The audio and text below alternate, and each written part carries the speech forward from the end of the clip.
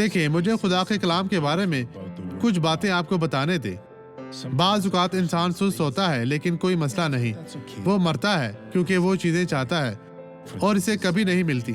काहिल की तमन्ना उसे मार डालती है। आप जो जिंदगी की शुरुआत कर रहे हैं, चाहे आप लड़की हो या लड़के, कभी भी सुस्त इंसान ना बने। अगर मैं सिर्फ काम करता हूँ, लेकिन सुस्त आदमी की ख्वाहिश क्यों मार देती है?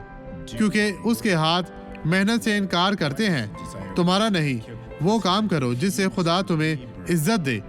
अब इस शख्स को देखें जिसने बरकत पाई थी, और मैं आपके लिए दुआ करने वापस आऊंगा। तकरीबन 15 साल हो चुके हैं जब मैं काम कर रहा था और मैं थोड़ा थका हुआ था, लेकिन मुझे खेत में बहुत सा काम करना था। लेकिन वहाँ गया, मुझे जलन का एहसास हुआ और मैं चला गया। और इस दिन के बाद फिर मेरा बेटा मुझे वहाँ ड्यूटी पर ले गया। 3 दिन बाद मेरी उंगली इस साइज़ की हो गई थी। फिर डॉक्टर ने कहा इस उंगली को लेकर साबुन वाले पानी से धो ले, इससे फ़ायदा हो जाएगा। और मुझे वहाँ से ले गया। फिर डॉक्टर ने मुझे नीचे उतारा और सर्जन आया दूसरे रोज़ और मुझे उंगली काटना पड़ी। और डॉक्टर ने कहा इसकी उंगली को काटना पड़ेगा। मुझे बहुत दर्द हुई और फिर दिन दोबारा कमरे में चला गया और कहा मुझे ऊपर से आपका पाँव काटना पड़ेगा। नहीं, मैं बाथरूम में गया, अपना घुटना ऊपर रखा। और अब क्या हुआ? अब क्या खुदा हुआ का था? शुक्र है, बेहतर है। वो अपने पाँव पर मोहर लगा रहा है। देखिए अजीजों, खुदावंद ने आपको शिफा दी है भाई।